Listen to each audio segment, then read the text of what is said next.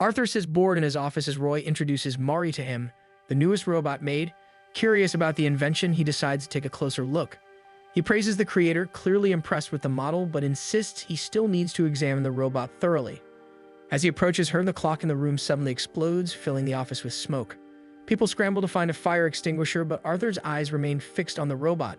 He notices that Mari doesn't flinch at the explosion. He concludes that she really is mechanical and not a human pretending to be a machine. Spotting one of the maids nearby, he accuses her of being responsible for the exploding clock. His men immediately apprehend her and drag her away from the manor. Arthur then tells his men that there's someone watching from a nearby rooftop and orders them to eliminate the spy and remove the wiretap hidden on his desk. As he observes his subordinates deal with the assassin from afar, he can't help but think about how much he despises humans. Roy enters, carrying gifts and a bouquet, but freezes when a knife suddenly pops out of the flowers. Arthur doesn't seem surprised. He remarks that humans are selfish beings who will discard their morals just to get ahead in life, which is why he wanted a robot companion he could trust. Arthur's life hasn't been easy. Since childhood, his relatives have always been after his fortune, sending assassins and setting traps to eliminate him. Unable to trust even his own family, Arthur grew to despise people. He declares that the kind of people he hates the most are those who lie to him. Mari, the robot maid, listens silently. In truth, she's a martial artist known for her stoic and expressionless demeanor in battle. She's actually a human pretending to be a robot. Inside, Mari panics. She had no idea she was supposed to keep her human identity a secret, especially from a man who has such a deep hatred for humans. Arthur steps closer and Mari's anxiety spikes, thinking her cover has been blown. However, Arthur suddenly blushes and begins to gush over her. Feeling uncomfortable with their closeness, Mari quickly announces that she'll begin cleaning his room. He gently takes her hand and asks if he can call her Mari. She hesitantly agrees, confused by his sudden change in demeanor. In the break room, Roy reminds Mari of her duties as a robot maid and informs her that she'll be attending school with Arthur to protect him. He turns to check if Mari is listening, only to find her stuffing her face with food. Mari explains that she can only eat when Arthur is bathing. Deciding that Arthur must be done, she rushes out, making sure to finish Roy's share of food as well. While running, she adds that he should prepare her next meal with more protein. Roy watches her go, slightly worried that Mari's act might fail and that they'll both end up dead for lying to Arthur.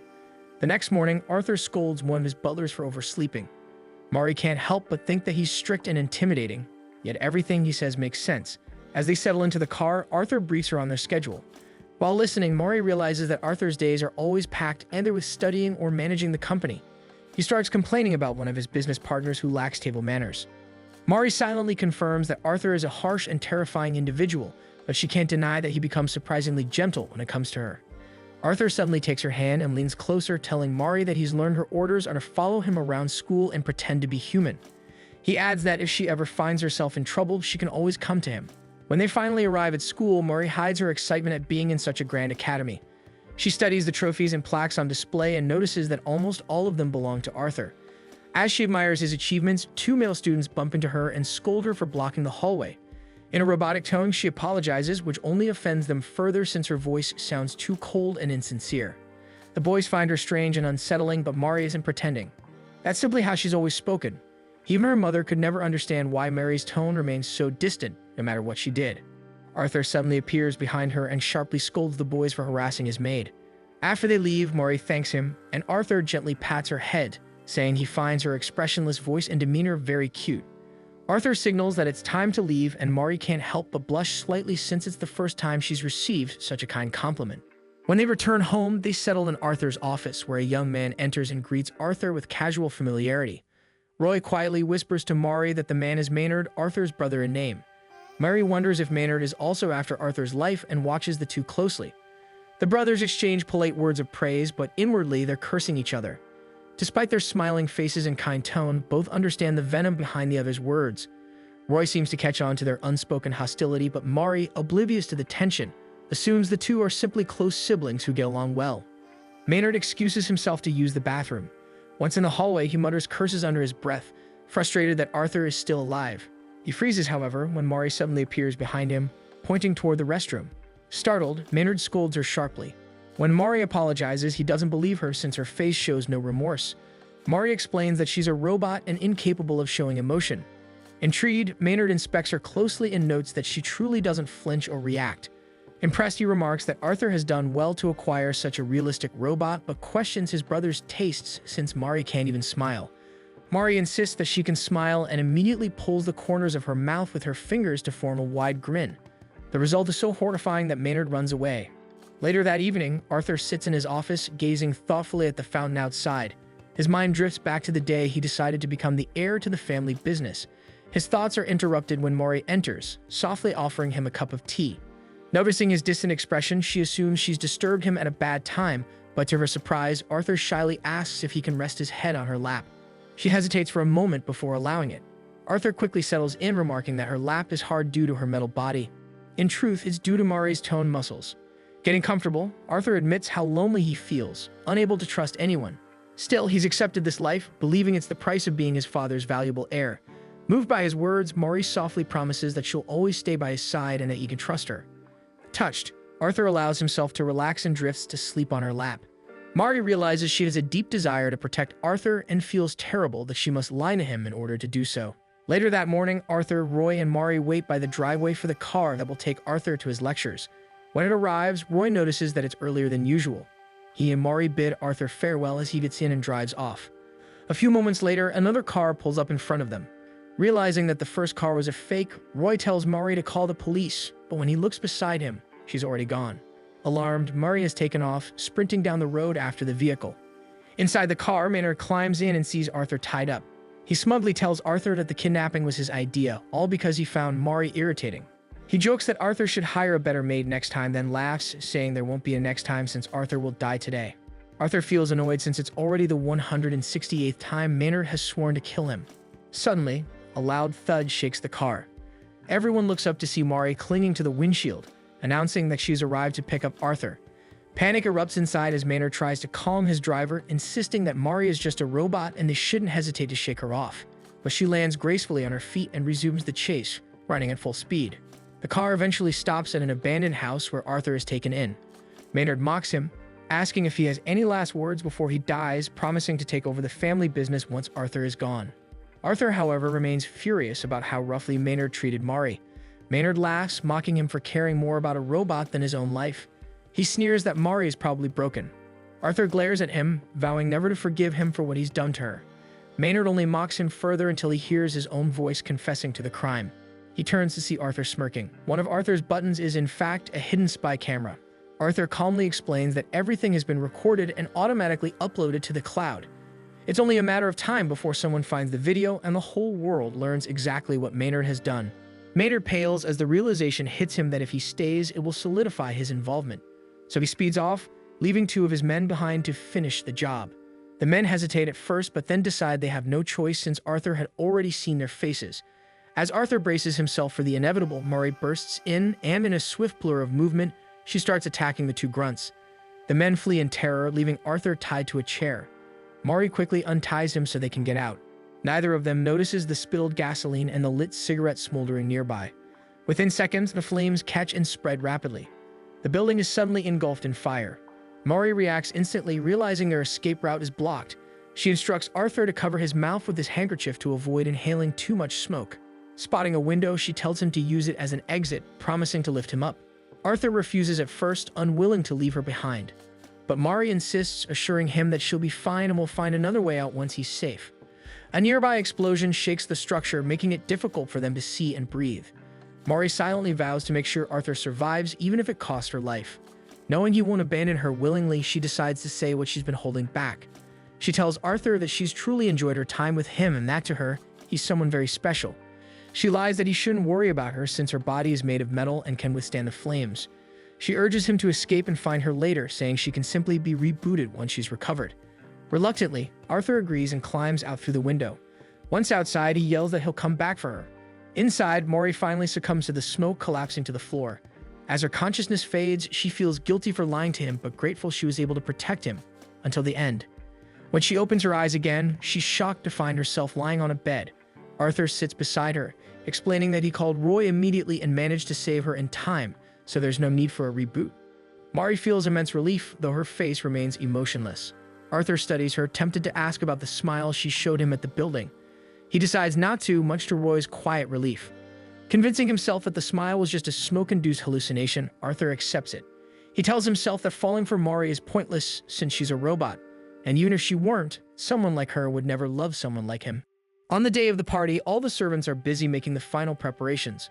Arthur ends up scolding the servant in charge after discovering that several things are still unfinished, even though the servant had claimed everything was ready. Due to his strong dislike for liars, Arthur fires the man on the spot. Mari immediately fetches the missing chairs, earning praise from Arthur. In just a few moments, guests begin arriving at the garden where the party is being held. Mari looks around and realizes that everyone present is a well-known figure. Arthur tells her that this event is crucial, and he cannot afford any mistakes as his father's heir. Understanding the weight of his words, Mari promises to watch for any suspicious individuals who might try to ruin the evening. Arthur agrees but says he has an even more important task for her. Leaning into whisper, he instructs her to get rid of all the bell peppers because he dislikes them. Mari agrees, determined to do it discreetly. Just then, Arthur's Aunt Charlotte calls out to him. Arthur greets his aunt and uncle with a bright smile. Mari watches curiously since she had assumed all of Arthur's relatives wanted him dead, yet Carl and Charlotte seem genuinely happy to see him. Roy quietly tells Mari that those two are the only family members who fully support Arthur. Charlotte comments that Arthur seems happier than usual and asks if something has happened. Proudly, Arthur declares that his company has made a breakthrough. They've finally created the perfect robot maid. He gestures toward Mari, showing her off. Charlotte is instantly captivated and steps closer to inspect her. The closer she looks, the more human Mari appears. Under Charlotte's sharp gaze, Mari starts to panic, feeling her cover might be blown. Acting quickly, Roy pulls her away under the pretense of assigning her more chores. Mari begins balancing several plates and carts away a tall tower of glasses, impressing the guests with her skill. As she works, Charlotte's cat suddenly darts toward the cart. Mari reacts swiftly, catching the cat midair and steadying the glasses before they topple. Carl praises Mari's remarkable balance, and Roy explains that she's equipped with an advanced shock absorber. The party continues smoothly. Mari quietly fulfills Arthur's strange request, removing the bell peppers by secretly eating them before the plates reach the tables. Unfortunately, she drops one without noticing. The cat spots the fallen bell pepper and begins to play with it.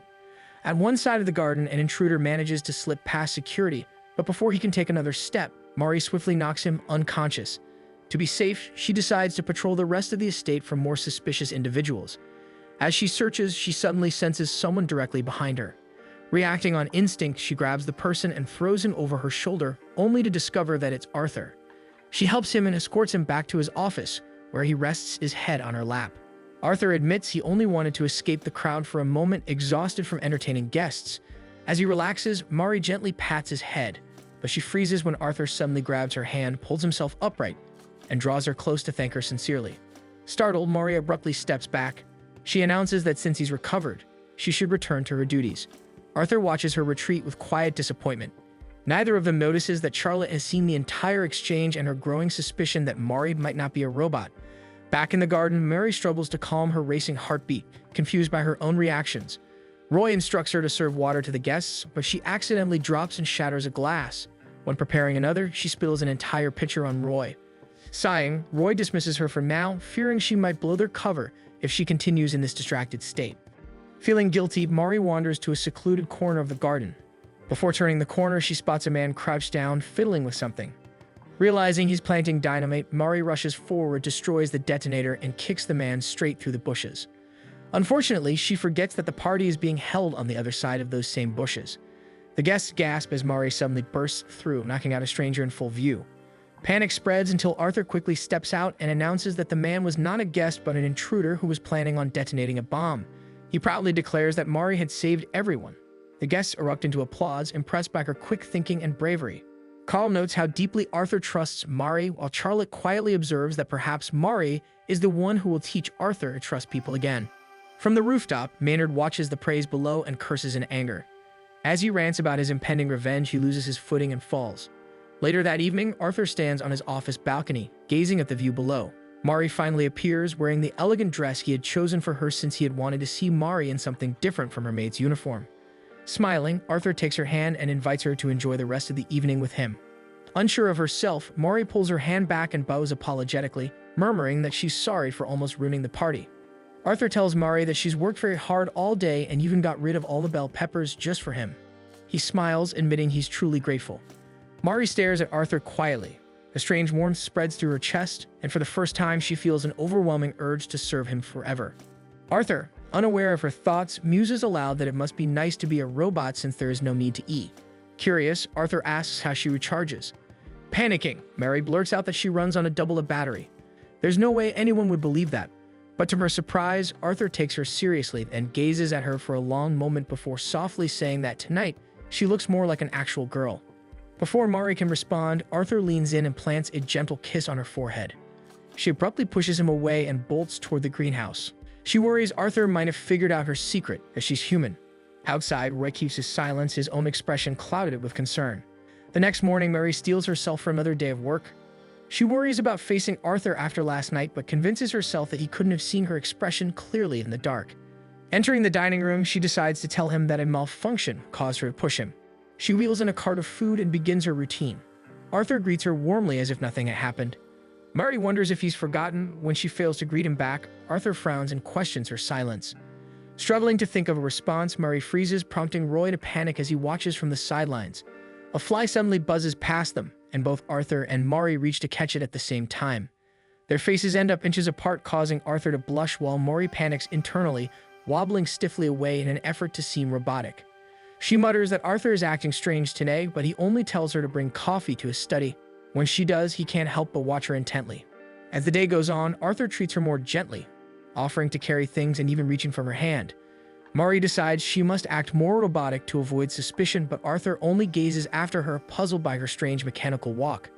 In the break room, Roy calls Mari over and informs her that she is relieved of her duties effective immediately.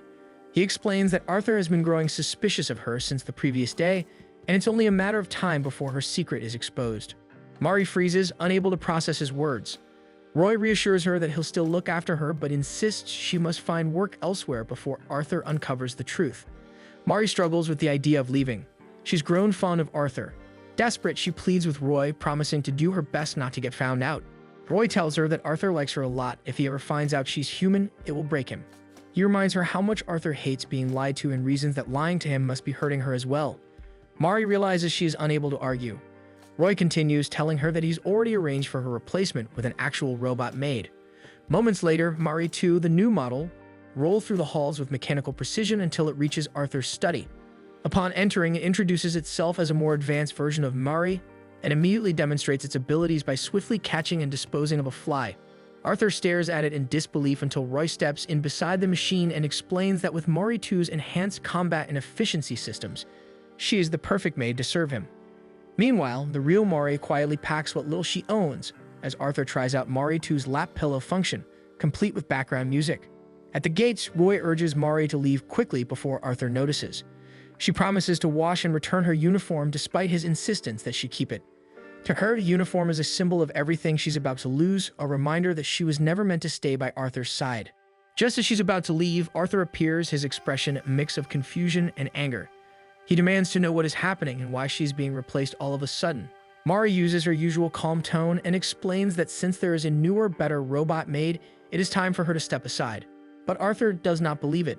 His frustration grows as he struggles to find the right words, trying to explain that he specifically wants her. Before anything else can be said, Mari 2 suddenly appears behind Arthur, its sensors locking onto Mari and identifying her as a threat. Mari tells Roy and Arthur to get away as the robot lunges forward. She manages to block the first strike but is quickly thrown backward by the sheer force. She quickly realizes Mari 2's strength far exceeds hers. As she braces for the final blow, Arthur dives in front of her, shielding her from the attack. Roy cries out in horror as Arthur is struck on the back.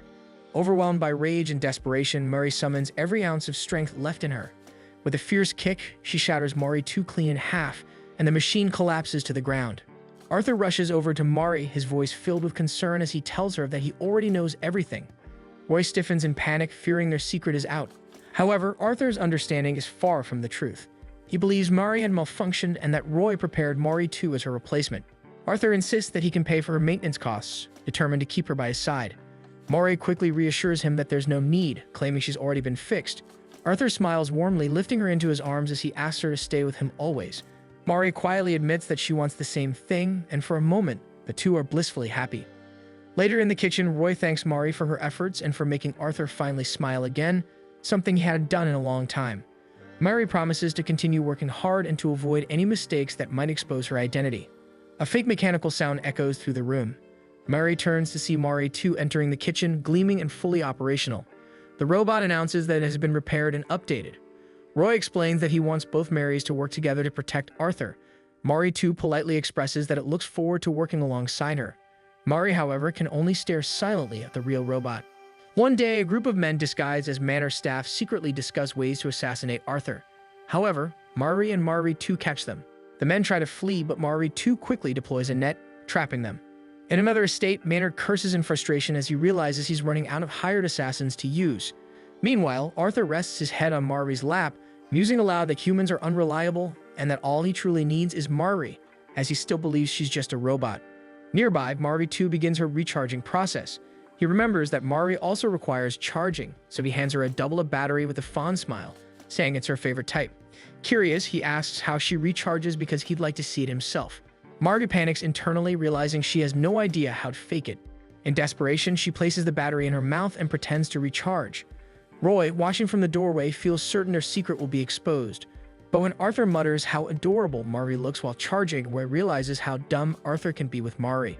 Later, Arthur tells Roy that security in the manor seems too relaxed lately. Roy explains that it's mainly because Arthur keeps firing employees on impulse. He suggests that Arthur take a break, pointing out that his father also used to rest when managing the company, though he leaves out that Arthur's father often spent that rest with women. Arthur considers the advice and asks Mari if she has a lover priority mode. Mari freezes in shock as Arthur and Roy both wait for her response. Soon after, Mari finds herself accompanying Arthur into town, awkwardly attempting to act as his lover. She robotically declares that she loves him, thinking it's a failure, but Arthur is secretly delighted. He tells her to stop calling him master and to speak more casually when in this mode. Though it takes effort, Mari manages to call him by his name, making Arthur's heart skip a beat. As they walk, Mari recalls her teacher's advice that to become strong, one must learn from someone strong. Applying this logic, she decides that to be a perfect lover, she must observe real couples. She spots a couple nearby, watching as the girl invites her boyfriend for tea. Mimicking her, Mari invites Arthur to have tea as well, choosing the same shop the couple enters. Noticing the girl hugging her boyfriend, Mari tries to imitate it, accidentally crushing Arthur in her overly strong embrace. Once seated, Mari apologizes, but her focus remains on the couple. When she sees the girl feeding her boyfriend, she realizes she can do the same easily. Arthur finds her actions oddly charming. He takes her hand and gently guides the treat to his mouth. To thank her, he also hand feeds her a battery, shocking everyone nearby who assumes they are witnessing an act of domestic abuse. They eventually leave the cafe, with Mari's gaze still locked on the couple in front of them. She watches how affectionate they are. Arthur, unaware that they are following anyone, notices a few small boats by the river. Seeing his gaze, Mari reminds him that she might break down if she falls into the water, hiding the fact that she cannot swim. A worried expression crosses Arthur's face as he realizes Roy might take her away if she malfunctions. As Arthur reflects on his suggestion, Mari continues observing the couple. This time, she sees the girl giving her boyfriend a small gift. Mari reasons that such gestures must be part of what makes couples happy. She sees the two share a kiss and quickly decides that is one thing she cannot imitate. She gently plucks a 4-leaf clover from the grass and presents it to Arthur, saying that it's a gift meant to bring him happiness. Arthur remains silent, causing Mari to think her offering must be worthless. Arthur carefully takes the clover from her hand and tells her that sincerity matters more than the price of a gift. As they stroll through the park, they notice how nearly every couple is holding hands. Arthur hesitantly asks if they can do the same and gently shows her how. Mari overhears someone remark about how many couples there are that day and starts to wonder if Arthur will someday meet a kind girl. By nightfall, Arthur brings her to an old church and admits to visiting it often with his parents. Suddenly, he asks if he can kiss her. Mari freezes, her expression blank but her mind in a panic. She knows that she is supposed to allow it, but she feels uneasy. Just as Arthur leans in, Mari spots a projectile flying toward them. She moves quickly, pulling him out of harm's way. From the corner of her eye, she spots movement on the church roof and tells Arthur to stay where he is while she handles it. She comes face to face with Noah, who seems more intrigued by her abilities than by his target. He casually asks if she is Arthur's girlfriend, but Mari insists she's only his attendant. As she attacks, she realizes how effortlessly Noah blocks and dodges. His composure and speed make it clear that he is no ordinary opponent. Mari hears Arthur calling out to her. She turns to tell him to stay back, but Noah suddenly appears behind her and declares that he likes her. With a quick push, he sends her off the roof. Mari realizes she is falling, but before she can hit the ground, Arthur catches her just in time.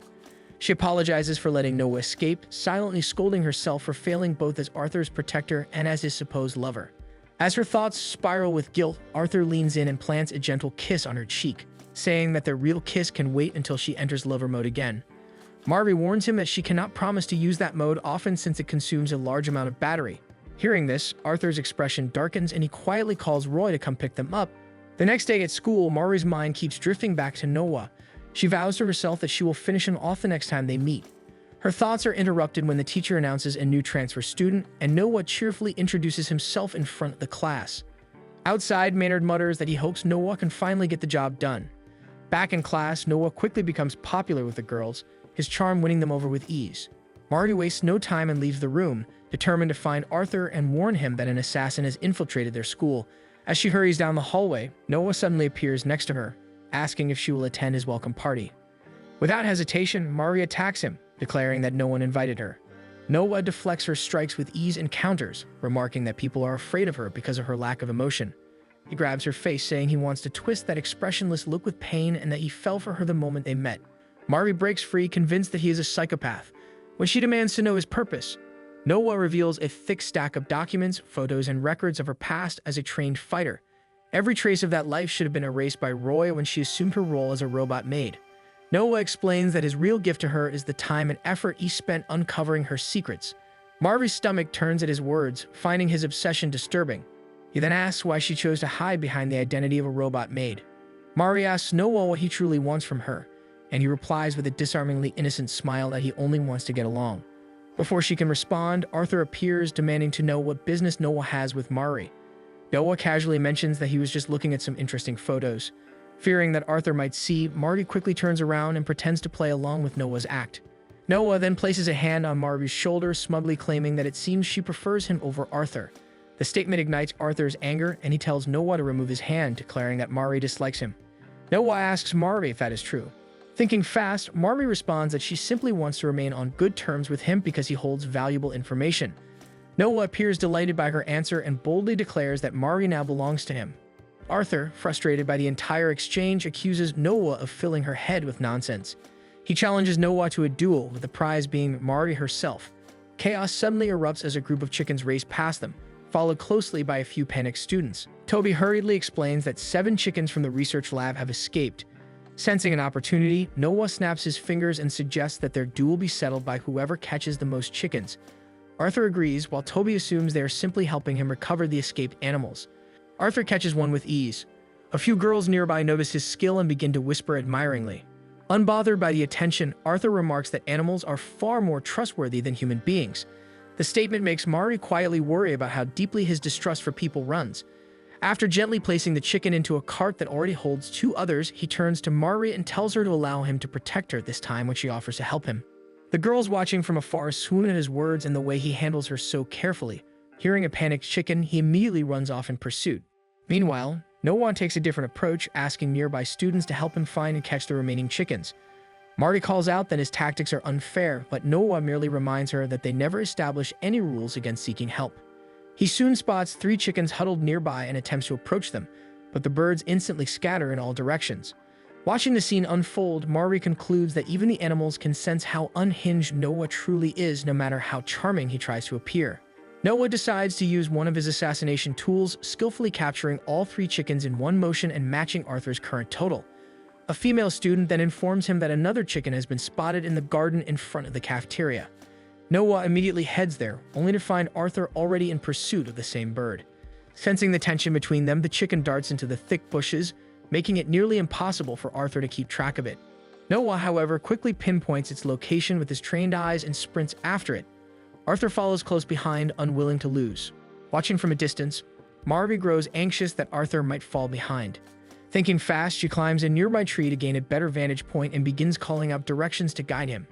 Just as she spots the chicken's hiding place and calls out to Arthur, the branch beneath her snaps, sending her plummeting into the lake below. Arthur immediately abandons the chase, diving into the water to rescue her. Noah stops in confusion, glancing between the chicken and the direction Arthur has gone. Under the water, Margus sinks helplessly until Arthur reaches her and pulls her to safety. He lays her gently on the grass, frantically assuring her that he will call Roy to repair her right away. Though Mari keeps her eyes closed, she can hear the panic in his voice and feel his trembling hands. Despite believing she has failed him as both a protector and a companion, Mari feels deeply moved by his concern. When a single tear from Arthur lands on her cheek, she opens her eyes and tells him that she is fine. Just then, a student announces that Noah has already secured the final chicken.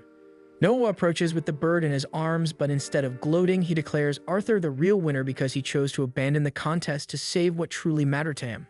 As Noah walks away, Mari and Arthur quietly return to the manor, where Roy immediately scolds Mari for her recklessness. Even though it was Mari who nearly drowned, it is Arthur who ends up falling ill. After the school incident, Roy threatens to kill Mari because Arthur caught a cold after trying to save her. She has been hiding her true identity as a human the entire time, and she was doing okay until Noah managed to dig up her past. Roy is surprised. He lets go of Mari, saying that such a thing is impossible since he made sure to destroy her past. Mari states that the most important thing to do is to make sure Arthur recovers and promises to serve him to the best of her abilities. Roy tells her to follow him because he has something for her. He shows her a briefcase and says that Arthur's father used it as a nursing set and always recovered because of it. However, Roy admits that he's actually not sure what's inside. Moments later, Mari finds Arthur attempting to work in his study. She notices that he's struggling and tries to get him to stop by taking his laptop away. She insists that he rest, but Arthur weakly argues against her since he has a lot of student council work to finish. Before he can argue further, he has a fit of coughing, causing Mari to urge him to rest again. However, he still insists that he must complete his tasks first. He says he was chosen to take responsibility and must live up to expectations because people rely on him. Mari is left speechless by his determination and can only watch as Arthur wobbles out of his study to retrieve some documents. Watching him, Mari decides it's time to use the nursing kit. She opens the case and is shocked by its contents. Arthur is still looking for the documents when Mari calls his name. He turns to see Mari clad in a nurse's outfit. Mari is still confused that the nursing kit contained a uniform, but if it works, she won't complain. Arthur is too stunned at the sight to react as she carries him away to his room. She pins him down on the bed, asking him again to rest. Arthur thinks he might be dreaming of Mari in a nurse's outfit due to his fever, but then he also considers the possibility that this is Mari's nursing mode. He convinces himself it's just that, refusing to admit he's being a perv. He decides to agree with her, and Mari leans down to press her forehead against his to feel how bad his fever is. Arthur grows nervous and asks Mari how she can measure temperature, since what she just did seems very human-like. Mari realizes she acted out of instinct and quickly covers it up by claiming she has a temperature sensor on her forehead. Mari tells him that his temperature is high and that it's best if he lets her wipe his sweat off. Without complaint, Arthur removes his shirt. He tells her to do what she needs, and Mari reminds herself that she is simply a robot fulfilling her duty. She manages to wipe down his front without issue, but when she wipes his back, she's shocked to see it covered in scars. Arthur admits that he doesn't let people see his back because those scars will haunt him forever. Gently, Mari wraps her arms around him from behind, promising that as long as she serves him, she will never allow harm to come to him again. She doesn't let him see the tears in her eyes as she silently prays that she will be the only one to see him this vulnerable. Arthur's heart races, convinced that he must be dreaming. Meanwhile, two assassins manage to infiltrate the estate. They are confident they can kill Arthur since, according to their intel, he is sick and in critical condition.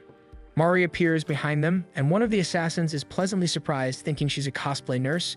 Without hesitation, Mari kicks him, immediately knocking him out. The other attacks, but she knocks him out using one of the estate's ornaments. She drags the two bodies away to dispose of them and causes the last assassin to fall from a window. Mari apologizes to Arthur for the noise but reassures him that she has taken care of all threats and that he can rest.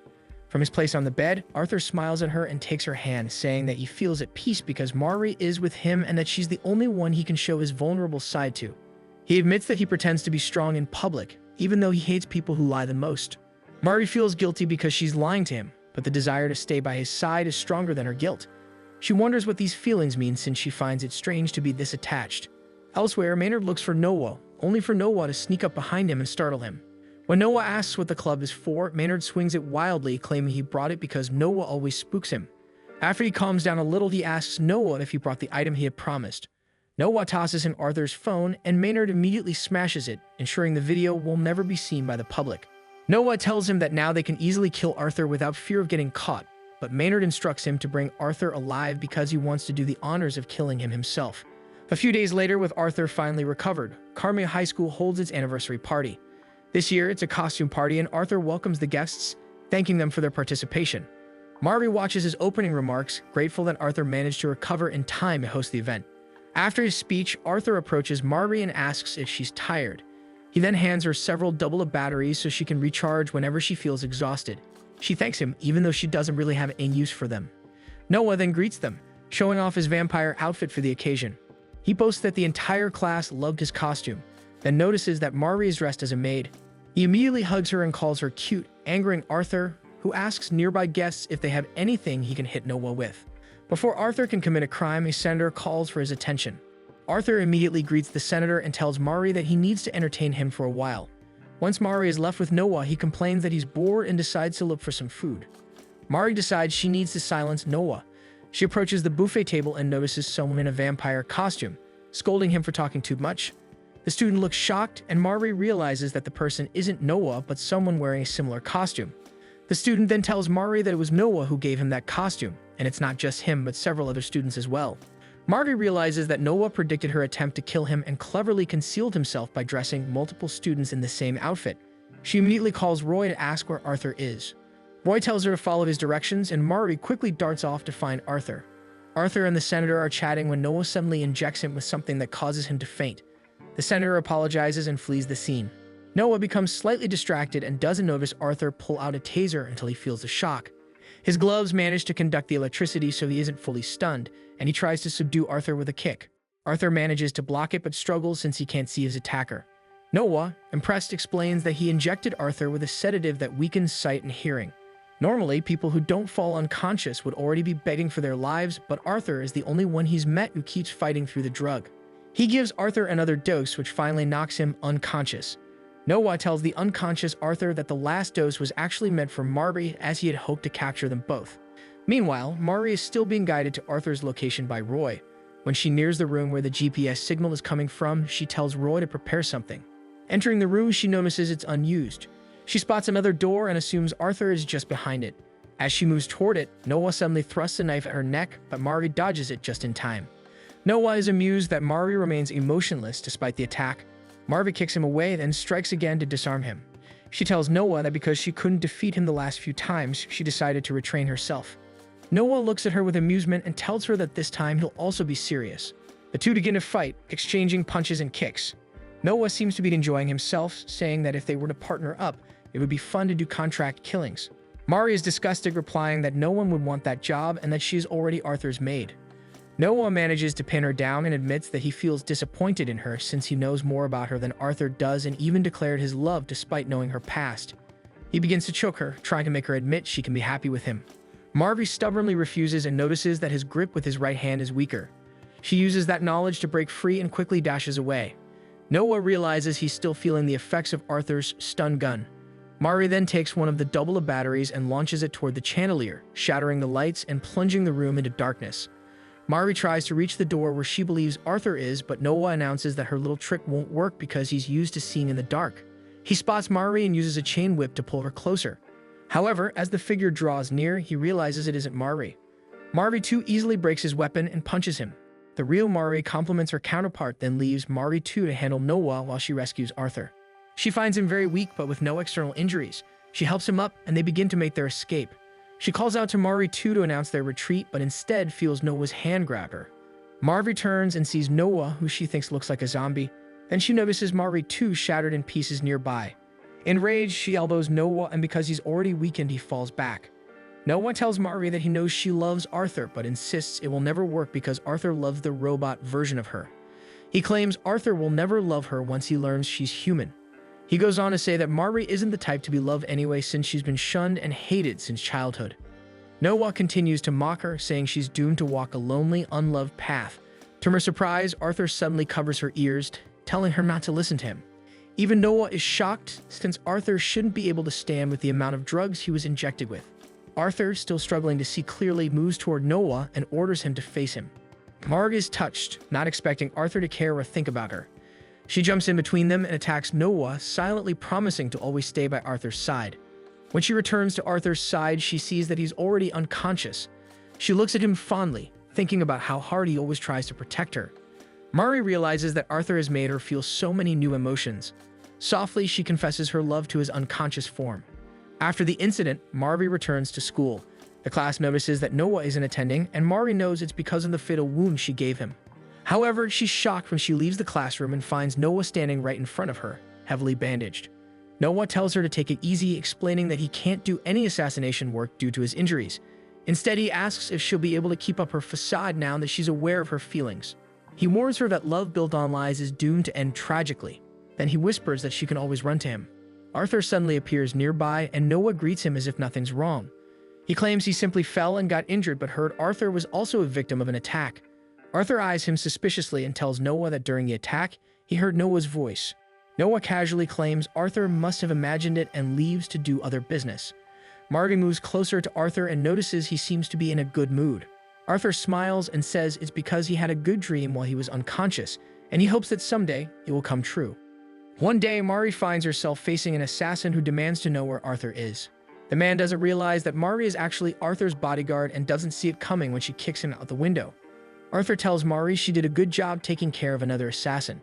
Lately, he's noticed an increase in attempts on his life. He suspects one of his staff members to be involved and points to someone he remembers snooping around recently. The staff member panics upon being discovered and is dragged out of the manor. Arthur feels relieved that Mari is a robot who will never lie to him. He compliments her appearance while Mari quietly reminds herself that she must continue hiding her identity as a human if she wants to stay by Arthur's side. However, it's been difficult lately since she's realized that she has romantic feelings for him. Arthur looks so radiant when he smiles at her that she begins to worry she might accidentally give herself away. She darts away, unaware that she's just knocked over Arthur's precious vase in the process. Roy worries about the vase, but Arthur tells him it's fine, saying Mari is far more precious to him. Marty sneaks back to see what's happening and overhears Arthur saying he can always buy a replacement vase. However, Roy points out that Mari has been making a lot of mistakes lately. Roy informs Arthur that he'll be sending Mari to the factory, and Mari panics. To her, being sent to the factory is the same as dying. Later that afternoon, she feels depressed because all she wants is to stay by Arthur's side. Mari too notices Mari's strange behavior toward Arthur and concludes that she's showing signs of love. Marvi overhears this and, relieved that Mari too is fully repaired, runs up and hugs her. Marvi too swears that if she ever sees Noah again, she'll smash him flat like a hamburger. She also tells Marvi about her new upgrades. She's now programmed to step in and support Mari whenever she's in trouble, and she can even help with Mari's love life.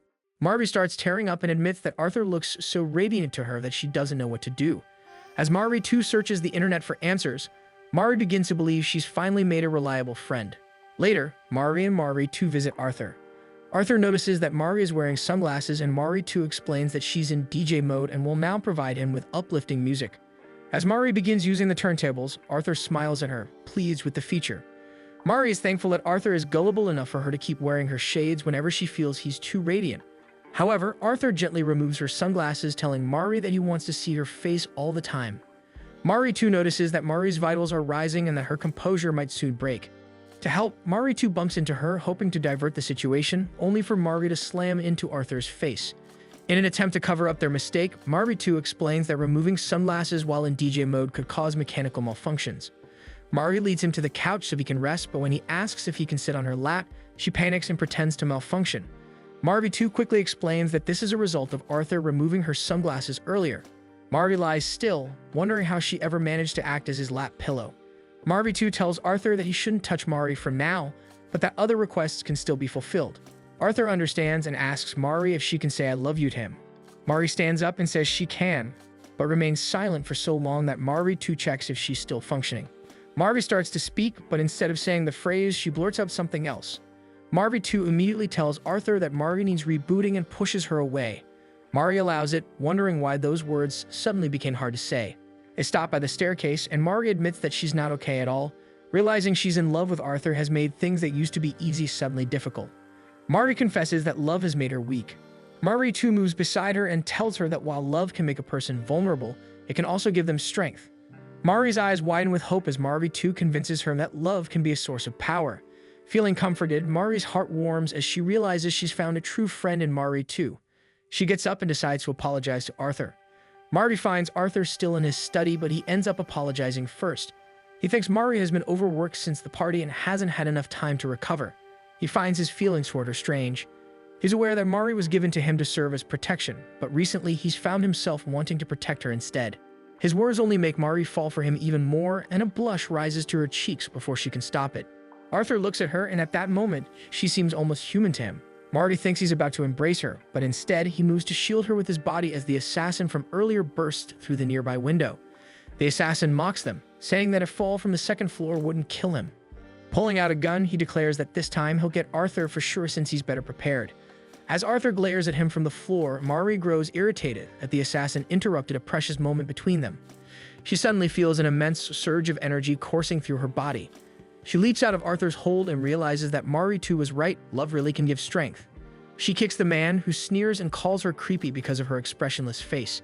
He's struck by a statue that Arthur throws at him. Arthur then tells him that Mari is cute. Arthur smiles at Mari and she allows herself to smile back. Shocked that she's showing expression for the first time, Arthur quickly leaves the room, letting Mari and Mari too deal with the assassin. As he walks away, he wonders if he truly saw Mari smile or if his mind was playing tricks on him. He recalls the night of the party when he was unconscious. He could have sworn he heard Mari confess her love for him. He collapses onto the floor, realizing he's hallucinating about Mari because he's fallen in love with her. Disgusted with himself, he crawls to his bed. Once there, he starts thinking about how to make marriage with a robot possible and wonders how the world would react if he ever announced it. One day, as Mari and Mari too tend to the garden, Roy informs Mari that Arthur is looking for her. As Mari prepares to go, Roy corrects himself, saying he meant Mari too instead. The correction stings, and Mari feels a pang of jealousy knowing Arthur didn't ask for her. The next day, Mari wakes up and overhears Roy giving instructions to Mari too instead of her. Curious, she sneaks a peek and sees Arthur and Mari too greeting Charlotte. Charlotte notices Mari and greets her kindly, prompting Mari to return the gesture politely. However, she's not invited to join them in the study. Mari too has already taken over most of her usual duties. When Mari tries to offer Arthur some tea, Arthur ignores her and instead asks Mari too for her opinion about their private meeting yesterday. A little later, Mari tries to spy on them from the balcony outside Arthur's study. She can barely hear most of the conversation, but is aware that Mari too and Roy are involved in it. She starts to believe that Mari too and Arthur have developed a secret relationship behind her back. Arthur returns to his study relieved to see Mari already there. He tries to ask her for a shoulder massage, but Mari coldly replies that Mari too is better at massages, so he should ask her instead. The next day, before Mari and Arthur head to school, Mari makes a side remark saying that she knows Arthur would prefer it if Mari too accompanied him instead. She adds that Mari too is cuter than her, so it's understandable, and heads to the car with Arthur following after her. Roy watches them leave, slightly worried since Mari's feelings are becoming very obvious. On the car ride to school, Arthur talks about how tiring student council work has been and how he needs a break. He suggests that they stop by the park after school to watch the sunset. Again, Mari tells him to take Mari too instead, and Arthur's eyes widen in surprise at her suggestion. Mari immediately scolds herself internally for speaking out of turn, realizing she might have sounded rude to her master. When they arrive at school, Mari watches as several girls gush over Arthur as he walks toward the building. Mari heads to her own class and notices that Noah is surrounded by people, talking about having another party soon. Mari turns away, trying to avoid him. She doesn't get far before Noah appears right behind her. He asks if she needs something from him, but Mari doesn't respond. He points out that she's not with Arthur, and Mari admits that she feels strange whenever she's with him lately. So instead of tailing Arthur, she decided to keep her eyes on Noah to make sure Arthur stays safe from him. Noah tells her that if she ever wants to vent or talk, he can be there for her since Mari doesn't have any friends she can confide in. To his surprise, Mari actually tells him what she's feeling. She goes near him and admits that she feels angry whenever other people get close to Arthur. Noah tells her that what she's feeling is jealousy and that it's normal for someone in love. He smiles and says that the best way to deal with jealousy is simply to get rid of the people she's jealous of. He then begins talking about how he also wants to get rid of Arthur soon so he and Mari can be together, but by then, Mari has already disappeared from his sight. He finds jealous Mari to be cute. At the end of the day, Mari patiently waits for Arthur by the gate when the driver informs her that he will pick her up. Mari tells him that Arthur is still inside, but the driver says Arthur is already at the park and that he was instructed to just pick Mari up. Mari suddenly goes silent before deciding to head to the park herself, leaving her bag to fall onto the pavement. The driver picks up the bag, commenting how Mari is such a strange robot since her behavior patterns don't really match up. Mari runs toward the park, realizing that Noah was right. She is jealous. She's worried that Mari too will take Arthur away from her. However, she feels guilty for thinking ill of Mari too, who is her friend. She finds that loving Arthur is difficult because it forces her to deal with such ugly emotions. Arthur is watching the sunset just as he said he would when an assassin suddenly appears to kill him. Mari easily kicks him away, claiming that she's the only one who can watch the sunset with Arthur. To her surprise, more assassins reveal themselves, but they are quickly handled by Mari too, who appears from the bushes. Mari too launches several small missiles that cause the assassins to scatter. She goes after them, instructing Mari to make sure Arthur stays safe. Arthur smiles at Mari too and tells Mari that the modifications he and Roy were working on were a success, and that even Charlotte was involved in the project. They had done it so Mari too could handle things on her own whenever Mari needs repairs. Mari bows her head and apologizes for her recent behavior. admitting that she assumed she was being replaced by Mari too and grew jealous of her. Arthur stiffens at her words, confirming that she actually said she was jealous. He tells Mari that Mari too is an amazing robot maid, but Mari will always be his favorite, regardless of how advanced things become in the future. He embraces her and asks if he should make it more obvious that she'll always be his number one. He cuddles her, pleased by the fact that robots can feel jealousy, finding Mari adorable. Roy watches from afar before turning his attention to the smoke in the distance. He knows Mari too went overboard. His attention returns to Mari and Arthur, who continue to watch the sunset together. One morning, Arthur scolds his driver for being late. Mari believes that Arthur might fire him, but to everyone's surprise, Arthur decides that a scolding is enough and tells Mari to go on ahead in the car. During the car ride, Mari observes Arthur and notices that he doesn't seem as angry as usual. It's then that the driver greets Arthur with a happy birthday. Mari is shocked to learn that today is such an important day for Arthur. Arthur suddenly tells Mari that he really hates his birthday. He explains that people use it as an excuse to send him gifts, but they're always things like bombs or knives. Food is always poisoned, and he can never have a proper birthday party since there's always a bomb threat. He adds that there's a specific bad memory tied to his birthday, but also one good one. He recalls the day he was brought into the manor as a stepson. His father had taken the day off to welcome and celebrate him, and they shared a cake together. It remains Arthur's most cherished memory. Mari can relate because she also really loves birthday cakes. When she lived in poverty, she never had the luxury of having one until someone bought her one. And that small act had made her very happy. Determined to make Arthur happy, she vows that when they return to the house, she will bake him a cake for his birthday. When they arrive at school, girls immediately flock to Arthur to greet him and shower him with gifts. Mari collects them using a cart, but Arthur tells the girls that he won't accept gifts from classmates. He instructs Mari to return the gifts and begins walking to his class. The girls, frustrated, decide to have a word with Mari. Bridget tells her to meet her after school. When they talk, Bridget suddenly offers Mari a chance to be on good terms with the Master Arthur fan club. She also informs Mari of the club's other name, which is the club that wants Master Arthur to see them as trash. Bridget explains that Arthur despises human beings, so every time they greet him cheerfully, he's forced to respond with an awkward, polite smile. While that might seem like a bad sign for them, it's something they completely adore. After explaining herself, Bridget asks Mari if she understands their dedication to Arthur. The club members then try to convince Mari to deliver their gifts to Arthur. Mari struggles to carry everything but promises to at least ask Arthur about accepting them. She then asks if it's true that they really want to get along with her. She admits that she's happy because she also cares deeply for Arthur. Bridget suddenly pales at the realization, and she and the other girls quickly grab their presents back. She tells Mari that being a love-struck fan is a grave sin. Bridget says that Arthur is too perfect, and falling in love with him means forgetting one's place. She tells Mari to give up on her feelings, but Mari refuses. The girls chase her for going against them.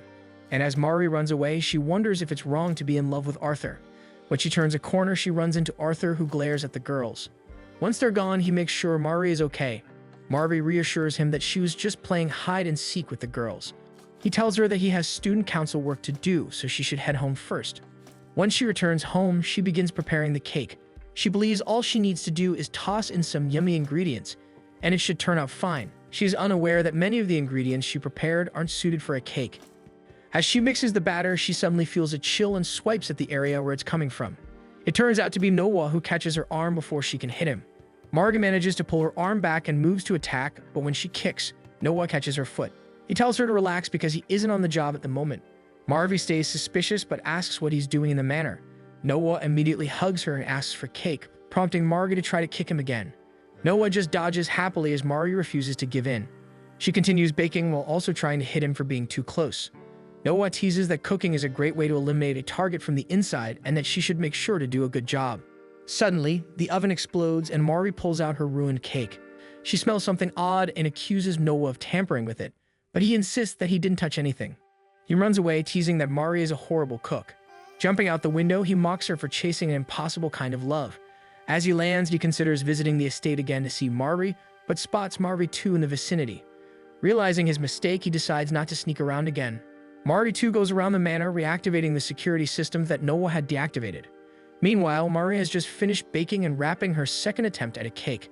It looks inedible, but she comforts herself by thinking that at least the wrapper makes it look nicer.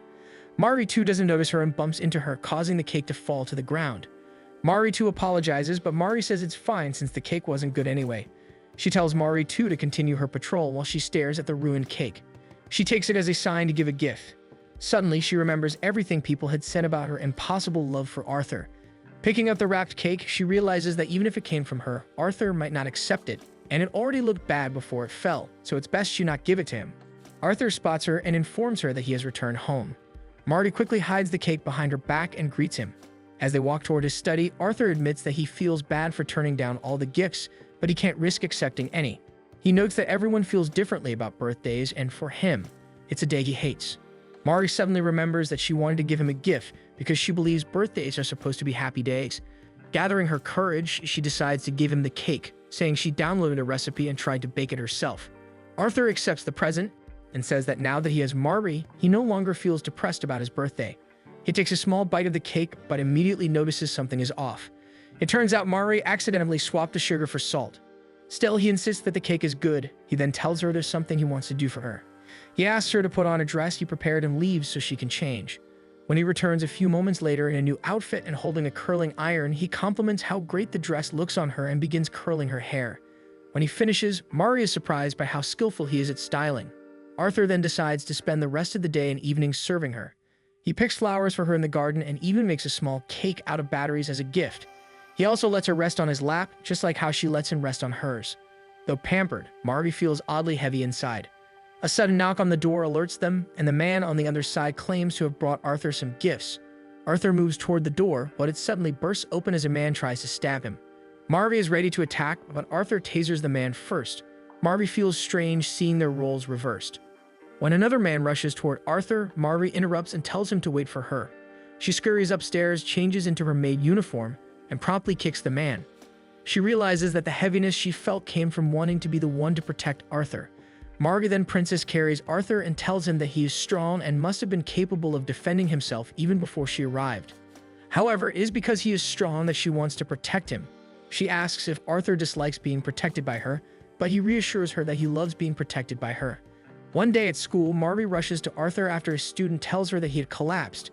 The student leads her to the robot enthusiast club room and leaves her in the dark once she enters. Suddenly, Marty finds herself tied up, surrounded by several excited students. One student steps forward and explains that he suspects she is the new robot developed by the Zetas group due to her inhuman athleticism. Another argues that she might be human since she was tricked so easily, but someone else claims that could just be a design flaw. The first member tells Marty they want to study her. Marty grows irritated, realizing she's basically been kidnapped. She knows she needs to escape before they try anything. The club members grab their tools but hesitate, realizing they'd feel guilty tearing apart a female robot. They curse the company for making their robots look like female maids, saying it's unfair since it makes them feel bad about wanting to examine them. Realizing they're idiots, Marty decides to trick them. She tells them she has an anti-gravity function but needs to be lowered to the ground first to activate it. The boys quickly comply and she begins jumping in place. Then she claims she's also capable of lying and begins kicking the members. She tries to escape, but there are too many of them and she ends up on her back. The students decide not to feel sorry for her and prepare to dismantle her, but the clubroom door suddenly opens. Arthur appears, revealing that he found Marty through a GPS tracker. As he calmly walks toward her, one of the club members tries to attack him from behind, but Arthur punches the student instead. He declares that Marty is his and that he will protect her. Marty feels guilty for being protected again, but as she tries to move to join him, she realizes there's something off with her underwear. To avoid suspicion, she pretends to malfunction and lose her memory of Arthur. Arthur quickly informs Roy of the situation, and inwardly, Roy wonders what Marty had done. Marty silently apologizes in her head. Roy suggests sending her in for maintenance, assuring she can be fixed within a day, but Arthur refuses, declaring that he will find a way to make Marty remember him himself. He then drags Marty away. Once they're alone, Arthur takes both of Marty's hands and tells her that they have 7 rules in their daily lovey-dovey routine, and that following those rules might help restore her memory. The next morning, they share a hug, which he says is the first rule. They also enter school hand in hand, which he claims is the second rule. For the third rule, he has Marty feed him, and then they gaze into each other's eyes as the 4th rule. For the 5th rule, he lies on her lap and then pats her head for the 6th. For the final rule, Arthur instructs her to close her eyes. She realizes that the last one is probably a kiss, so she does as she's told. However, she doesn't feel anything, so she takes a peek and opens her eyes, only to see Arthur smiling at her with a hint of regret. When he starts to feel bad about Marty losing her memories of him, she suddenly claims that her memories have actually been restored thanks to her lover mode and all the physical contact they've had. She then tells him that there were never any 7 lovey-dovey rules between them and adds that Arthur hates liars, yet he lied to her. Her words hit him like punches, and they both walk home together, silently wishing the rules were real so they could hold hands for real. Today is Kamiya Academy's sports day, where both Arthur and Mari will be participating. Their sister school, Perennial High School, will also be sharing its sports day with them. What makes this event especially important is that the losing school will merge with the winning one. The previous day, Arthur expressed that he wants to do everything in his power to keep Kamiya independent, since it's the school his father attended and the school that now holds his precious memories with Mari. Mari silently swears to do her best in today's events. Soon she is approached by Daryl from Perennial High School. Mari notices he is very popular, as the girls around them easily recognize him as Arthur's best friend. Daryl asks if Mari knows which events Arthur will be joining. He explains that even though they are on opposing teams this year, he wants to cheer Arthur on in every sport. Mari stares at him because Arthur had not mentioned having a best friend since she started working for him. Thinking she might doubt him, Daryl quickly mentions Arthur's secret dislike of bell peppers. Mari brightens immediately at this detail, confirming his authenticity, and she tells him which events Arthur will be in without hesitation. Once Daryl learns the events, he hurries off to another area. Mari then suddenly gets rolled over by a huge ball. She looks only to find out it's Amy from Master Arthur's fan club. Amy explains that she's trying to finish her duties quickly so she can watch Arthur's equestrian competition. Mari decides to help her push the balls back to their proper place so they can both watch him together, since they share a similar admiration for Arthur. At the competition area, many girls have gathered to cheer for Arthur. Arthur looks different and extremely dazzling in equestrian attire, serving as eye candy for the crowd. Amy and Mari run toward the field, only to be greeted by Bridget and the other members of Arthur's fan club who are wearing horse ears and tails. Mari questions their appearance, and Bridget explains that they're wearing them in hopes that Arthur will mistake them for horses and ride them. Mari chooses to ignore the fan club's strange antics and scans the rest of the crowd instead. The equestrian competition begins, and Arthur appears to be in perfect sync with his horse. He clears the first few obstacles with surprising ease. Daryl moves closer, cheering him on, but also gives a strange hand signal disguised as a wave. A man with an air gun notices the signal and fires at the horse. It happens so quickly that almost no one notices. The horse gets startled and throws Arthur off. The girls wail when they see him on the ground. Carl and Charlotte find it strange that Arthur suddenly lost control of the horse. Mari too immediately begins scanning the area and detects one combat scout nearby. From the crowd, Mari also watches Arthur with worry. Arthur stands up and reassures everyone that he's fine. He asks the crowd to remain calm because the horse is getting agitated by the noise. He instructs one of the handlers to check the horse for injuries and promises he'll also visit the nurse's office to make sure he's alright. Arthur then limps out of the field, his injury more obvious now that he's away from the crowd. Mari catches up to him just as he sits down to rest. He tells Mari to check what's in his hand. Arthur explains that his horse had been shot between the eyes with it. Mari wonders if this is an assassination attempt, but the method seems oddly childish. Arthur then mutters Daryl's name. Mari recalls that this is supposedly Arthur's best friend. Arthur is surprised she knows this piece of information, and after some gentle coaxing, he finally tells her about his history with Daryl. Arthur met Daryl in grade school. Back then, Arthur hadn't yet been chosen as heir, so he was often mistreated for being an illegitimate child. One day, their class was told to pair up. Daryl was the only one who approached him. Arthur quickly discovered that Daryl was in a similar situation since he was also an illegitimate child. Arthur thanked him, but worried Daryl might not want to be partners after seeing how few supplies he had. But Daryl only smiled and showed that his own art materials were in a similar state. Daryl noted that they had different colors, so they could share. And if they still lacked something, they could just mix colors together. For the first time, Arthur felt like he finally had a friend. From then on, he and Daryl stuck together. One time during a recital, Arthur's sheet music went missing. Daryl tried to convince him that it would be fine since Arthur had memorized the piece, but Arthur still doubted his ability to play without the sheet music. Daryl told him to calm down first and have a drink of water. Once his nerves settled, Arthur took the stage, but as soon as he placed his hands on the piano, he suddenly passed out. After the recital, Daryl comforted him, blaming Arthur's collapse on his long hours of practice. At first, Arthur was grateful, but everything changed after Daryl's birthday. Arthur had gone out of his way to buy him a present. On his way to school, he spotted Daryl with a group of bullies. Curious, he got closer and overheard everything. Apparently, Daryl had been plotting with them to ruin Arthur's social debut. Daryl had fed him sleeping pills, and the bullies had stolen his sheet music.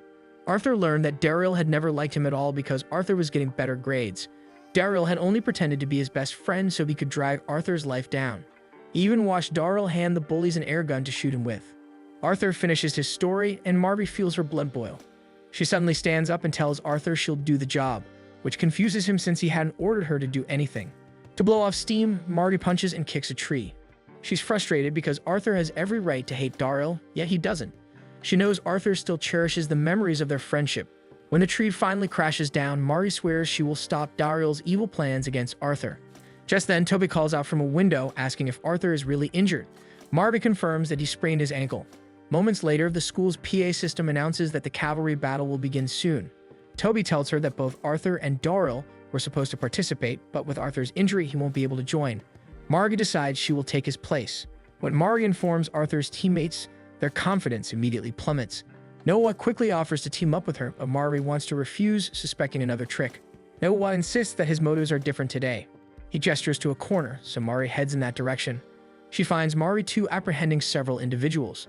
Noah and Mari too explain that they teamed up earlier and searched the school for anyone who might try to harm Arthur. Mari is surprised that Mari too chose to partner with Noah, considering how much they dislike each other after their previous battle. Mari too reports that the attackers are all students from Perennial High School. Noah initially assumed they were assassins, but is disappointed to learn they're just students armed with air guns. He finds it strange that students would go this far just to protect their school's name. Mari tells them that Daryl is behind everything. Noah recognizes the name as Arthur's best friend, and Mari too starts explaining the definition of best friend. Mari clarifies that Daryl is not Arthur's best friend. She vows to stop him, but Noah points out that Mari can't compete without a team. Soon, the event begins. Spectators notice that Arthur is no longer participating. Instead, they see Mari in his place, carried by Noah, accompanied by two other students Toby recruited at the last minute. Daryl mocks Mari, pretending not to know why Arthur isn't competing. This only fuels Mari's anger, and she promises to defeat him fair and square. A match starts, and the Perennial teams aggressively charge at Kalmia's teams. However, Arthur's fan club, who entered teams under Kalmia, managed to steal the first two headbands from Perennial. They proudly claim they're doing this for both Arthur and Mari. Daryl finds them annoying and signals his friends in the crowd. One of the girls suddenly feels something hit her leg, causing her to trip and take down Bridget and Anna's team with her, disqualifying them. Mari realizes there are still more students in the crowd with air guns. Noah tells her to stay focused as opposing teams rush toward them. Mari reacts quickly and manages to grab a headband. Daryl then goes fully on the offensive, and the field erupts into a fierce struggle with everyone trying to steal each other's bandanas. In the infirmary, Arthur apologizes to Toby for letting the school down and possibly being the reason they might lose their school name. But Toby tells him they still have a chance because Mari has taken his place in the final competition. Back on the field, only 3 teams remain: Mari's team, Daryl's team, and another team from Perennial High School. Daryl takes the opportunity to compliment Mari but tells her she cannot win. However, Mari wants to prove him wrong and quickly defeats the other team. Daryl attacks from behind and with the help of air gun shots manages to throw them off balance. Mari feels herself falling and thinks it's over, but Noah catches her and launches her into the air, sending her straight toward Daryl. Since her feet still haven't touched the ground, Mari is not of the game yet. Everyone watches in anticipation, amazed by a play they've never seen before. Daryl senses Mari's anger and asks if he did something wrong, insisting that he's Arthur's best friend. Mari becomes furious and calls him a liar. She tells him that people like him are the reason Arthur has such deep mistrust in others. Tears form in her eyes as she declares she won't let anyone harm Arthur. With a powerful shove, Daryl's team crashes to the ground and Mari raises the stolen bandana in her fist. The announcer declares Kalmia the winner and the crowd erupts in cheers. Daryl smirks from the ground. He stands and tells Mari that it's a good thing Arthur no longer trusts people because it means he's so weak he can't maintain relationships anymore. He feels that with that type of personality, Arthur is doomed to fail as an heir. As he mocks Arthur, Arthur suddenly appears and punches Daryl back down. The crowd gasps, shocked that Arthur would strike someone they all believe to be his best friend. Arthur accuses him of cheating, and to prove it, Mari too and Noah bring out several students with air guns who confess that Daryl forced them to sabotage the games by threatening them with expulsion. Daryl smirks and pretends he doesn't know what they're talking about. But Arthur shows him a set of photos documenting how Daryl bullied him since they were young. Arthur tells him he'd been waiting until he had enough solid evidence to finally expose who Daryl really is. He tells Daryl that he is no longer the same boy who could only cry. Daryl turns pale and insists that they are best friends, but Arthur replies that while they were friends, he no longer needs Daryl's friendship. He returns to Mari, checking if all her parts are functioning properly. Mari apologizes for acting without permission, then adds that she always believed Arthur would be able to overcome someone like Daryl because he is a strong person. Arthur tells her he's only strong because he has someone like Mari by his side. At the end of the day, Arthur thanks everyone for their support and help. His fan club gushes since this is the first time Arthur gave them such a kind smile. The next day at the estate, Roy notices Arthur playing the piano. He recalls it has been years since Arthur last played. The music reaches the garden where Mari 2 and Mari are working. Mari 2 comments that the melody sounds energetic and clearly reflects Arthur's current state of mind. Thanks for watching. Make sure to subscribe so you don't miss new episodes every week.